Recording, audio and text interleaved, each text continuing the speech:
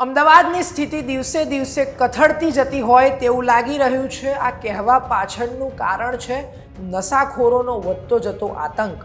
જી હા, 2 દિવસ પહેલા અમદાવાદના નારણપુરા વિસ્તારમાં ફરી એકવાર નશાખોરે માજા મૂકી હતી। બેફામ ડ્રાઇવિંગ કર્યું અને લોકોને ચાકુ બતાવી ડરાવ્યા। આ આખી ઘટના શું છે તેના પર વાત કરવી છે આ વિડીયો।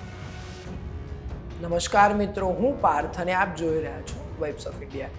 અમદાવાદના નારણપુરા વિસ્તારમાં આજથી 2 દિવસ પહેલા એક બનાવ બન્યો હતો, જેમાં એક નશામાં ધૂત નબીરો જે રસ્તા પર બેફામ ડ્રાઇવિંગ કરી લોકોને અડફેટે લીધા હતા, જેમાં 2 બાળકીઓ મરતા બચી હતી।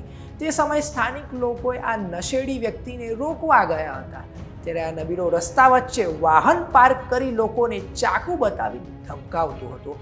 આ બનાવ બન્યા પછી સ્થાનિક રહેવાસીઓ ડરી ગયા હતા અને તેમને આ નશાખોરને રોકવા માટે પોલીસ બોલાવી અને પોલીસ આવ્યા બાદ આ નબીરો વધુ ઉશ્કેરાઈ પોલીસને જેમ ફાવે તેમ ગાળો બોલવા લાગ્યો।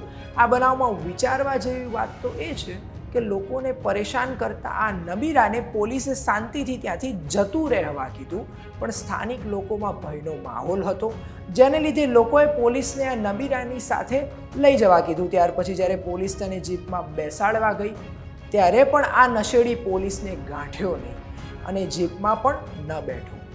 આ બનાવ બન્યા બાદ લોકોમાં તે પણ ચર્ચા ચાલી રહી હતી કે જો તેની પાસે કાર હોત તો નક્કી તે લોકોને વધારે ઈજા પહોંચાડે।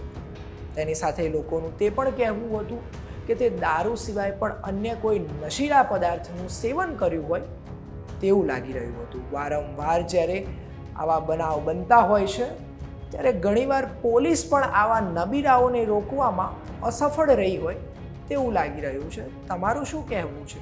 આવા નબીરાઓને રોકવા શું પગલાં લેવા જોઈએ? કોમેન્ટ કરી જરૂરથી જણાવશો અને આવી અવનવી અપડેટ્સ માટે જોતા રહો વાઇબ્સ ઓફ